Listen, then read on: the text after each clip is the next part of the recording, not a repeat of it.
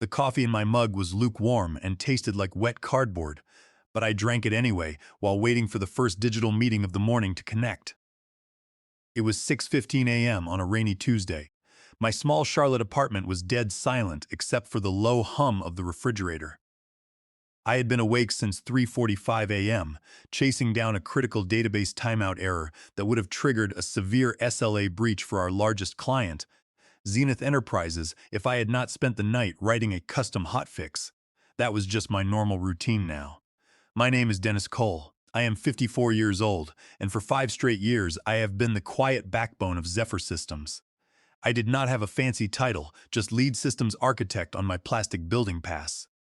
But everybody in the engineering trenches knew that if Dennis did not catch a bug, it did not get caught. Back when we started, we were just 6 people in a cramped office that smelled like old carpets and ozone.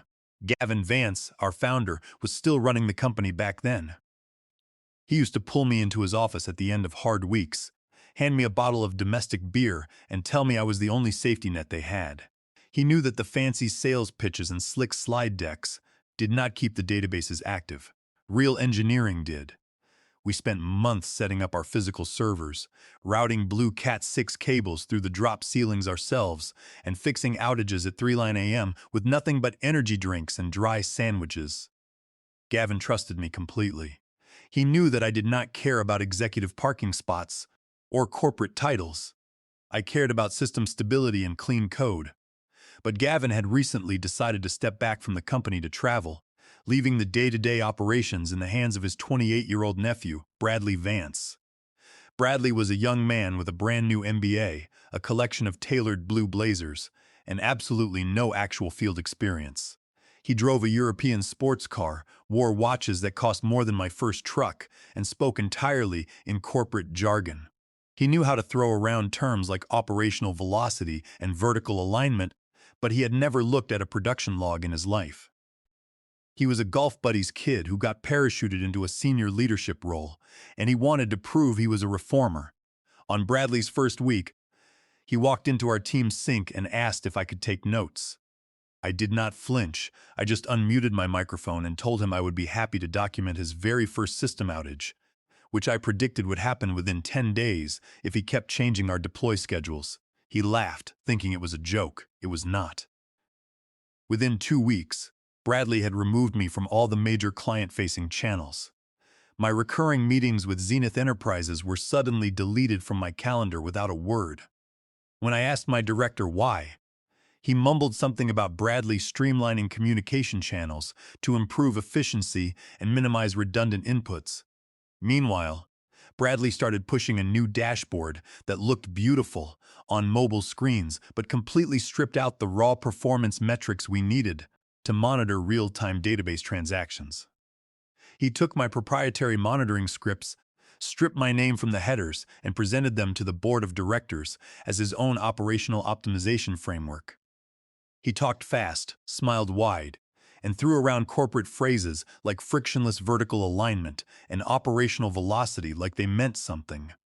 The executives loved him, calling him a fresh set of eyes, saying he was re-energizing the organization. Meanwhile, we missed our internal failover test for the first time in 9 quarters because Bradley pushed a deploy window over my written objections. I flagged it in the operations channel. He said, "Let us take it offline." We never did. I did not complain publicly. I just downloaded the system logs, kept the original code repositories, and filed them away in a secure personal folder on my desktop. I labeled that folder the Clown Show.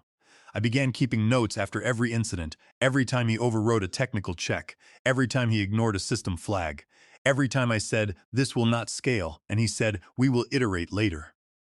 One night, close to midnight, I caught a metrics alert that he had silenced, burying an entire regional database outage under scheduled optimization. That one almost cost us a federal compliance audit. Still, I did not raise hell. I just copied the alert thread into a PDF and moved it to the folder. I labeled it Burial Attempt Number 3. By week 5, my access to the main administrative panel was revoked without any warning. I tried to log in at 7 a.m. for a routine check and was greeted by a bright red permission denied screen. I called Bradley directly. It was the only time I ever called his personal phone. He answered in his usual tone, telling me they were consolidating administrative permissions to prepare for a transition to a cheaper offshore support model. I asked him if he had checked with our legal department before cutting my access, pointing out that our contract with Zenith Enterprises contained very strict security and continuity requirements. Bradley laughed. He told me that legal worked for the company, not the other way around, and that the client would sign off on whatever changes we made. He said they were growing past manual touchpoints, and that I was overthinking it. I just opened my desk drawer, pulled out a copy of the original 2021 Master Service Agreement, and highlighted Clause 6.4b. Then came the quarterly all-hands Zoom call. There were 140 people on the invitation list, including the entire staff, the board members, and the general counsel, Lawrence Shaw. I joined at 8:58 a.m., keeping my camera off and my microphone muted. Bradley was hosting, running through a massive slide deck filled with colorful graphs and empty promises. When it was time for the systems report, I shared my screen to present the performance curves. The data was perfect. Despite Bradley's constant interference, our systems had not missed a single uptime target. But, as I started to explain the incident resolution curve, Bradley cut in.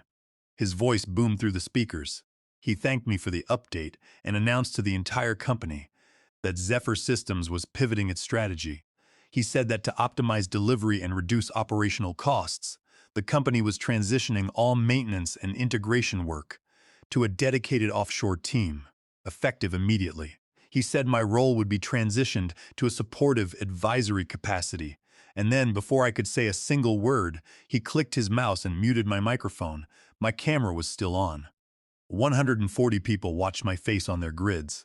I did not flinch, I did not type anything in the chat window, and I did not try to unmute. I just sat in my kitchen chair, staring at the little green camera light on my laptop, letting the silence hang. Lawrence Shaw, our general counsel, did not say anything, but I saw him lean forward on his camera, squinting at his screen as he pulled out a pen to write something down on a legal pad. I knew exactly what he was writing. I closed my laptop, stood up, and went to make a fresh pot of coffee. The countdown had officially started. There was no going back now, and I knew that the entire corporate structure would feel the impact of this silent declaration. I spent the afternoon of my muting in my study, surrounded by the physical files of my 5 years at Zephyr Systems. On my desk lay the original 2021 Master Service Agreement between Zephyr Systems and Zenith Enterprises. It was a massive 150-page document that I had spent 2 weeks hammering out alongside Sarah Jenkins, the head of risk management at Zenith. Back then, Zenith was terrified of system instability, and they had demanded ironclad guarantees. I was the one who gave them those guarantees.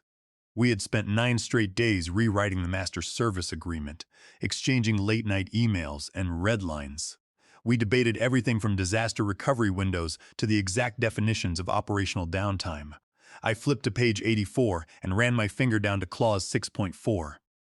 B. It was a keyman continuity provision, and it was written in plain, unambiguous English. It stated that Dennis Cole was the designated and sole lead systems architect responsible for the Zenith integration. The clause explicitly declared that if Dennis Cole voluntarily resigned, retired, or was removed from direct, daily management and operational control of the integration systems, Zenith Enterprises reserved the unilateral right to terminate the entire agreement immediately, without penalty, and demand a full refund of any unearned transition fees. This was a $14,000 contract, representing 45% of Zephyr Systems' annual revenue, and it was tied directly to my name. But the keyman clause was only half of the legal trap. The real weapon was the code itself. The Zenith Bridge was a highly specialized middleware integration engine that allowed Zenith's 30-year-old mainframe systems to talk to Zephyr's modern cloud databases. I had spent 18 months designing it, writing the code late at night in my apartment, completely outside my regular working hours. I had used my own personal computer, my own electricity, and my own software licenses. Because I had created it independently, I had registered the source code with the U.S. Copyright Office, obtaining a formal registration certificate. I had then granted Zephyr Systems a personal, non-transferable revocable license to use and distribute copies of the software under federal copyright law, specifically 17 U.S.C. paragraph 106, which defines the exclusive rights of copyright owners. Under this federal statute, I retained the sole right to authorize reproduction of the work, preparation of derivative works based upon the copyrighted work, and distribution of copies of the work to the public. The licensing agreement I signed with Gavin Vance in 2021 was very specific. The license to use my copyrighted middleware was strictly contingent upon my active daily employment at Zephyr Systems as the lead systems architect. The agreement stated that if my employment terminated for any reason, the license would automatically revoke within 24 hours of my departure.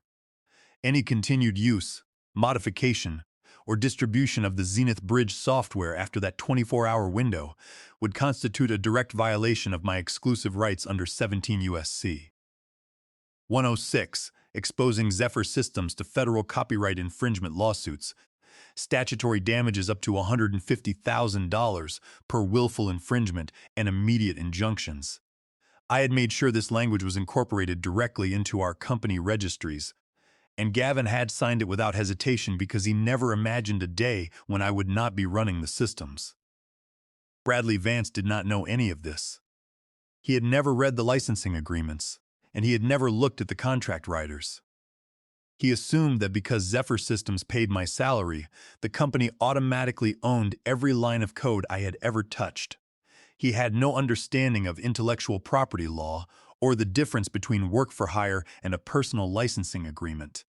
He only cared about his slides, his offshore headcount metrics, and showing his uncle Gavin that he could cut costs. He was convinced that my role was just administrative, and that any junior developer could copy my files and keep the connection active. Later that afternoon, HR sent me a calendar invitation for a quick sync to discuss transition planning. I accepted the invite and walked into the glass-walled conference room with nothing but a pen. The HR representative smiled warmly and spoke in a soft, patronizing voice, telling me they were here to support me through this new chapter of my career. Bradley sat next to her, looking at his phone, his posture relaxed. I looked the HR lead in the eye and asked a single question: "Am I being terminated?" She blinked, glanced at Bradley, and then shook her head. "No, Dennis," she said, "this is not a termination. We are just adjusting your responsibilities to align with our new operational goals." I nodded, stood up, and left the room. By confirming that I was not being fired, they had just handed me the final piece of the puzzle. My exit would be a voluntary resignation, which would trigger both Clause 6.4b and the automatic revocation of the software license.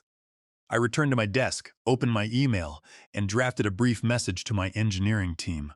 I told them to organize their local repositories and reminded them not to forward any internal documentation to their personal addresses. I did not mention my plans, and I did not raise any alarms. I just watched the Slack channels buzz with confusion. Within an hour, my private shared folder log showed that Lawrence Shaw, the general counsel, had opened the 2021 Master Service Agreement file. He opened it 5 times in a row, exporting the document twice. By 4 p.m., 2 other compliance officers had also viewed the folder. The legal team had finally found the ticking clock, and I could feel the sudden, quiet panic spreading through the executive offices. The next morning, the office felt different. The usual noisy chatter in the hallway was replaced by hushed whispers. People walked past my desk, looking at me with a mixture of curiosity and concern. I did not say a word to anyone. I spent the day cleaning out my local work folders, deleting my personal configurations, and packing my physical belongings into a small cardboard box. I did not want to leave anything behind that could be used by Bradley's offshore replacement team. I packed my old notebooks, my personal reference manuals, and a few small technical tools I had bought myself over the years. The only thing I left on my desk was my plastic security pass and my company-issued laptop. Bradley Vance, however, was still operating in his own bubble of ignorance. At 10:30 a.m., he posted an announcement in the main Slack channel, boasting about the offshore transition and using phrases like operational agility and cost-efficient scaling. He did not mention my name, but the message was clear. I was being swept aside. I did not reply to the post. Instead, I added a screenshot of his announcement to my secure personal folder, which had now grown to over 50 documents, logs, and email threads. I labeled this latest entry the final vanity. By Thursday night, everything was in place. The quarterly alignment meeting was scheduled for Friday morning at 9 a.m. sharp. This was the meeting where Bradley was planning to present his new offshore team to the entire company and the board of directors. I stayed late at the office, waiting until the rooms were completely empty. The only sound was the hum of the air conditioning. I walked into the server room, retrieved my personal hardware encryption token from the backup rack, and slid my badge into a small envelope. On the front of the envelope, I wrote a single line with a black marker, effective 9:01 a.m. I left the envelope on the center of my clean desk, walked out of the building, and drove home. On Friday morning, I woke up at 7 a.m. I brewed my coffee slowly, using the same black mug I had used for 5 years. I sat at my kitchen table and watched the rain beat against the window. At 8:55 a.m., the meeting notification popped up on my personal laptop screen. I joined the Zoom call at 8:58 a.m. My camera was off and my microphone was muted. There were already 140 people in the grid, including all our engineers, the directors, the board members, and Gavin Vance, the founder, whose camera was dark but whose initials were visible. At exactly 9 a.m., Bradley started the presentation. He was in full performance mode, his voice loud and fast. He spoke about a new era for Zephyr systems, showing slides with projected savings and offshore staffing models. He smiled widely as he clicked through the presentation. The corporate noise was deafening, but I was focused on the clock on my screen. 8:59, 9, and finally 9:01. At exactly 9:01 a.m., I turned my camera on. I did not use a standard background. I had set my Zoom background to a plain black screen with bold, white letters centered behind my head, effective 9:01 a.m. I sat silently in my chair, looking directly into the camera lens. I did not say a word. I did not unmute my microphone. I simply lifted my hand and held up my signed, dated, and time-stamped resignation letter, holding it steady so that every word was legible. In my other hand, I held up my plastic security badge. The reaction was almost instantaneous. The slide deck on the shared screen stopped moving. The chat window on the side of the Zoom interface erupted with questions. Someone typed, "Is this real?" Another engineer posted a shocked emoji. I watched the grid of faces. Bradley's smile froze, his eyes widening as he stared at his screen. He started to stammer, telling me we could discuss this offline and that this was not the appropriate forum. I did not respond. I did not move. I watched Lawrence Shaw's video box. The general counsel was leaning so close to his camera that his nose was almost touching the screen. His face had gone completely pale. He was reading the resignation letter, and more importantly, he was looking at the timestamp. He knew that the moment the clock struck 9:01, both the keyman clause and the copyright revocation under 17 U.S.C. Pros 106 had been activated. The 14,000 Zenith Enterprises contract was officially dead, and Zephyr Systems was now committing federal copyright infringement every second their servers kept running my code. Bradley tried to keep reading his slides, but his voice cracked, and he kept looking over at Lawrence's square. The board members were silent, their faces showing that quiet, focused dread only corporate lawyers get when they realize millions of dollars are vaporizing in real time. I lowered my hands, placed the resignation letter and the badge on my kitchen table, and moved my cursor to the bottom of the screen. I clicked the red button that read Leave Meeting. The screen went black. I stood up, grabbed my rain jacket, and walked out to my car. I did not check my messages. I did not log back into Slack. I just drove down to the park, parked under a large oak tree, and watched the rain fall on my windshield. For 5 years, I had held the company together. Now, it was time to watch it fall apart. By 9:30 a.m., the fallout had begun. My personal phone, which I had kept next to my coffee mug, started vibrating continuously. I did not answer. There were calls from HR from my former director, and 3 consecutive calls from Lawrence Shaw's office. I ignored them all, letting them roll to voicemail. I walked down to the local diner, ordered a plate of eggs and hash browns, and enjoyed a quiet breakfast while the storm raged miles away in the corporate office. At exactly 11:15 a.m., The official termination notice from Zenith Enterprises hit Zephyr Systems' corporate inbox. It was a 5-sentence document, signed by Sarah Jenkins herself and delivered via registered legal counsel. The subject line read, "Immediate exercise of Clause 6.4b." The notice was clinical and cold. It stated that because the named lead systems architect, Dennis Cole, had resigned from his position, Zenith Enterprises was exercising its unilateral right to terminate the master service agreement, effective immediately. They were pulling all their data, canceling all outstanding projects, and demanding the return of $2,500,000 in unearned integration fees. Just like that, $14 million in recurring revenue vanished from Zephyr Systems' balance sheet. But the real crisis was the Zenith Bridge. At 1:09 p.m., Lauren Shaw sent an emergency email to Bradley Vance and the board of directors, copying the licensing agreement I had signed in 2021. He explained that because Dennis Cole had resigned, the license to use the Zenith Bridge middleware was officially revoked under 17 U.S.C. He warned them that if Zephyr Systems continued to run the integration servers to transfer Zenith's data, they would be committing willful copyright infringement. He explicitly stated that, under federal law, the company could be liable for statutory damages up to $150,000 per day of unauthorized use, and that a federal judge would likely issue an immediate injunction to shut down their entire operational network. Bradley Vance, desperate to save his career and his uncle's company, tried to bypass the system. He ordered his new offshore team to log into the database servers and copy the Zenith Bridge source code to a new directory, hoping to modify the headers and claim they were using a different system.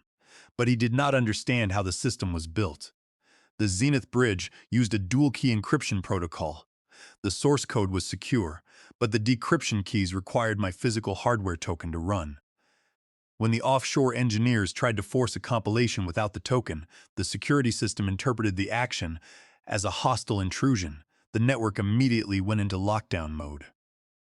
The database replication cycles froze, and the primary data pipelines to all our other regional clients began to stall. Within 2 hours, 3 of our mid-sized logistics clients reported that their real-time tracking dashboards had gone dark. The engineering Slack channel was filled with panic, with junior developers pleading for help and asking if anyone knew where the root certificates were stored. Nobody did. I had spent 5 years keeping those secrets, and they were now sitting in the cardboard box in my Charlotte kitchen.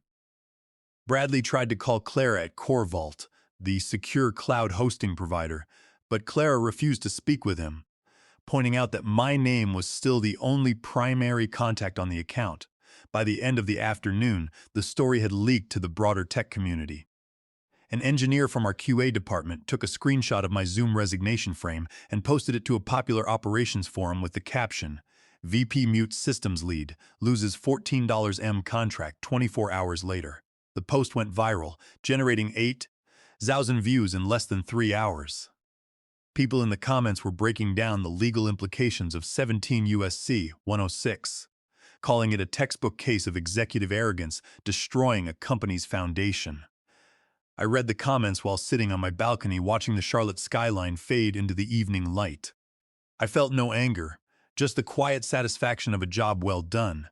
By Monday morning, the corporate structure of Zephyr Systems was in ruins. The merger and acquisition deal they had been quietly negotiating with a major private equity firm was declared dead. The buyers had pulled out the moment they saw the viral screenshots and verified that the company's core technology was tied to a revoked personal license. They demanded a full audit of all active contracts and licensing rights, which Zephyr could not provide. Without the acquisition funds and the Zenith contract, Zephyr Systems was facing a severe liquidity crisis and could not meet its payroll obligations for the coming month. The board of directors held an emergency meeting at 10:19 a.m. Bradley Vance was stripped of all operational authority, and his name was quietly scrubbed from the leadership page on the company website. His corporate email was disabled, and his calendar was wiped clean. An internal leak revealed that his uncle, Gavin Vance, had returned from his travel to handle the crisis. Gavin was furious, sending a company-wide email with the subject line, On professional accountability, the email was a scathing indictment of Bradley's management style, stating that the company had allowed arrogance to replace engineering discipline. Bradley was quietly escorted from the building by security, his box of personal items in his hands, his career ruined. On Wednesday afternoon, a small courier package arrived at my Charlotte apartment. Inside the cardboard box was a small vase containing hand-cut snapdragons, lavender, and eucalyptus, tied with a simple piece of garden twine. There was no company logo and no formal letter. There was only a handwritten card from Gavin Vance. It read, "Dennis, I am sorry. If you want to come back, we will do it your way. Name your terms." I looked at the flowers for a long moment. I smelled the eucalyptus, remembering the long nights I had spent in the Zephyr server rooms, building their systems from nothing. I felt a brief wave of nostalgia, but it passed quickly. I took the card, walked to my study, and slid it into the folder next to my printed copy of Clause 6.4b. I did not call Gavin, and I did not reply to his email. It was too late for apologies, and it was too late to rebuild what Bradley had broken. The foundation was gone, and I had no interest in spending my time repairing a house that had been built on sand. Instead, I accepted an offer from a lean, 8-person development shop based in Raleigh. The company was run by 2 veteran engineers who did not care about corporate buzzwords or presentation slides.